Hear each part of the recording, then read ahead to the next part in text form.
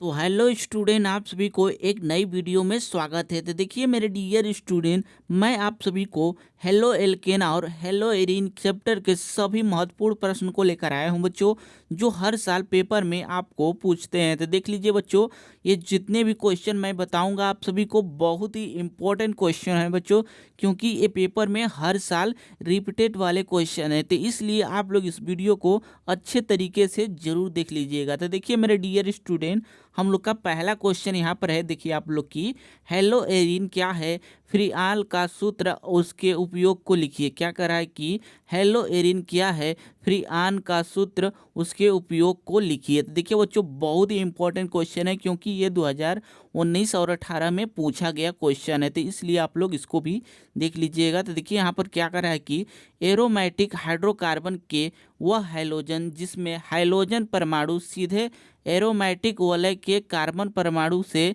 जुड़ा होता है, हेलो एरिन कहलाता है। क्या कहलाता है बच्चों? हेलो एरिन कहलाता है। एक बार फिर से देख लीजिए कि एरोमेटिक हाइड्रोकार्बन के वह हैलोजन जिसमें हाइड्रोजन परमाणु सीधे एरोमेटिक वलय से कार्बन परमाणु से जुड़े होते हैं, जो एरोमेटिक वलय के कार्बन परमाणु से सीधे जुड़े होते हैं, जिसे हेलो एरिन कहा जाता है। बच्चों क्या कहा जाता? हेलो एरिन कहा जाता है। देखिए बच्चों, यहाँ पर फ्रीआन का सूत्र CCl2F2 होगा। क्या होगा बच्चों? CCl2F2 होगा। और देखिए बच्चों, इसका उपयोग देख लीजिए आप लोग की, इसका उपयोग रेफ्रिजरेटर एवं एसी में होता है। कहाँ होता है बच्चों?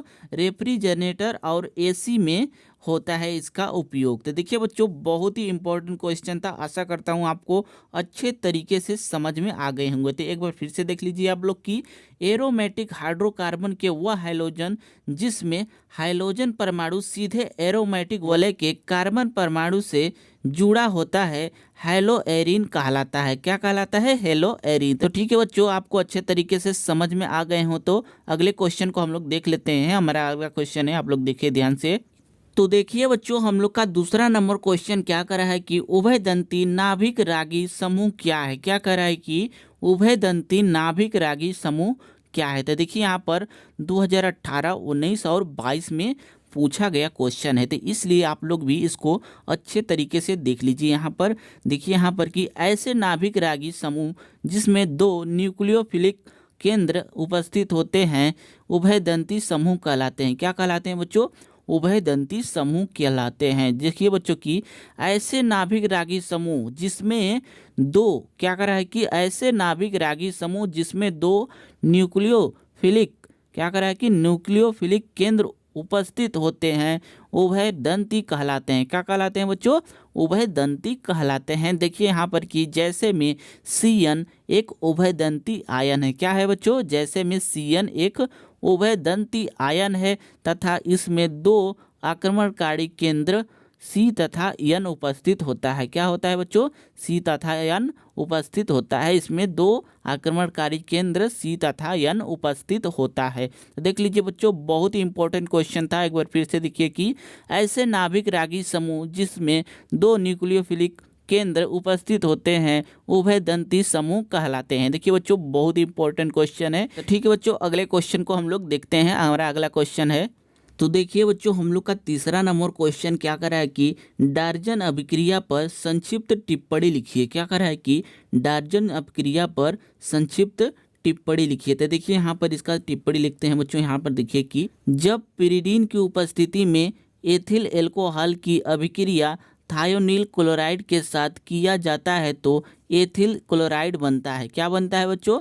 एथिल क्लोराइड बनता है। तो देखिए बच्चों, यहाँ पर इसका प्रक्रिया आपको अच्छे तरीके से समझा दे रहा हूँ कि यहाँ पर देखिए बच्चों कि एथिल एल्कोहल है, ये हम लोग का ये एथिल एल्कोहल है, और देखिए प्लस में बच्चों थायोनील क्लोराइड है। यहाँ पर SOCl2 थायोनील क्लोराइड है। इसके पिरिडीन की उपस्थिति में बच्चों हम लोग गर्म करेंगे तो हमारा बनेगा C2H5Cl। क्या है बच्चों? एथिल क्लोराइड बनेगा, और प्लस में SO2 और HCl बाहर निकल जाता है। तो देख लीजिए बच्चों, इसका अभिक्रिया और इसकी जो परिभाषा है संक्षिप्त में जो है उसको भी देख लीजिए। तो देखिए बच्चों, अगर आपको तीसरा नंबर जो क्वेश्चन था डायवर्जन अभिक्रिया आपको अच्छे तरीके से समझ में आ गए हों तो अगले क्वेश्चन को देखते हैं बच्चों।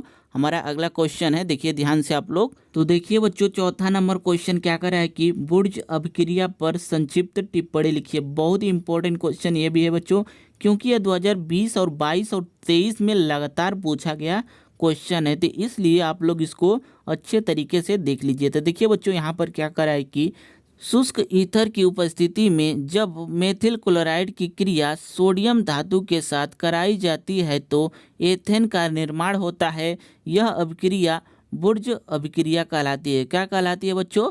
यह अभिक्रिया बुर्ज अभिक्रिया कहलाती है। देखिए बच्चों, एक बार फिर से देख लीजिए इसको अच्छे तरीके से कि शुष्क ईथर की उपस्थिति में जब मेथिल क्लोराइड की क्रिया सोडियम धातु से कराई जाती है तो एथेन का निर्माण होता है। यह अभिक्रिया बुर्ज अभिक्रिया कहलाता है। क्या कहलाता है बच्चों? बुर्ज अभिक्रिया कहलाता है। देखिए बच्चों, इसका रिएक्शन आप लोग यहाँ पर देख लीजिए ध्यान से कि यहाँ पर देखिए कि मेथिल क्लोराइड है, यहाँ पर इसको सोडियम धातु के साथ क्रिया कराएंगे तो हमारा एथेन बन जाएगा। क्या बनेगा बच्चों? एथेन बन जाएगा और यहाँ पर बाहर NaCl निकल जाएगा। तो देखिए बच्चों, अच्छे तरीके से इसको भी आप लोग देख लीजिए। बहुत ही इंपॉर्टेंट ये भी अभिक्रिया है, क्योंकि ये 2020, 22 और 23 में पूछा गया अभिक्रिया है, इसलिए आप लोग इसको भी अच्छे तरीके से देख लीजिएगा। तो ठीक है बच्चों, अगले क्वेश्चन को हम लोग देखते हैं। हमारा अगला क्वेश्चन है, तो देखिए स्टूडेंट, हम लोग का 5वां नंबर क्वेश्चन क्या कर रहा है कि आप लोग देखिए ध्यान से कि इलेक्ट्रॉन स्नेही प्रतिस्थापन अभिक्रिया क्या है। क्या कर रहा है कि इलेक्ट्रॉन स्नेही प्रतिस्थापन अभिक्रिया क्या है, इसको भी अच्छे तरीके से देख लीजिए बच्चों, क्योंकि ये 2022 में पूछा गया क्वेश्चन है, तो इसलिए आप लोग इसको भी अच्छे तरीके से देख लीजिए। तो देखिए यहाँ पर कि वह प्रतिस्थापन अभिक्रिया जिसमें आक्रमणकारी अभिकर्मक इलेक्ट्रॉन स्नेही जैसे NO2 SO3 आदि होते हैं तो इसे इलेक्ट्रॉन स्नेही प्रतिस्थापन अभिक्रिया कहते हैं। क्या कहते हैं बच्चों? इलेक्ट्रॉन स्नेही प्रतिस्थापन अभिक्रिया कहते हैं। देखिए बच्चों, ऐसे प्रतिस्थापन अभिक्रिया जिसमें NO2 SO3 आदि होते हैं तो उसे ही इलेक्ट्रॉन स्नेही प्रतिस्थापन अभिक्रिया कहते हैं। आप लोग अपने दिमाग में बैठा लीजिए कि अगर पूछेगा कि इलेक्ट्रॉन स्नेही प्रतिस्थापन अभिक्रिया किसे कहते हैं, तो आप लोग बस सिंपल सा बोल दीजिएगा कि वह प्रतिस्थापन अभिक्रिया जिसमें आक्रमणकारी अभिकर्मक इलेक्ट्रॉन स्नेही जैसे कि NO2 SO3 आदि होते हैं तो इसे इलेक्ट्रॉन स्नेही प्रतिस्थापन अभिक्रिया कहते हैं। देखिए बच्चों, मैं जितना भी क्वेश्चन बताया हूँ बहुत ही इंपॉर्टेंट क्वेश्चन है बच्चों, आप लोग उससे स्क्रीनशॉट जरूर ले लीजिएगा और अपने फियर में जरूर बना लीजिएगा। तो ठीक है बच्चों, आज के लिए तो बस करते हैं, कल मिलते हैं किसी अगले और ऐसे ही इंपॉर्टेंट क्वेश्चन के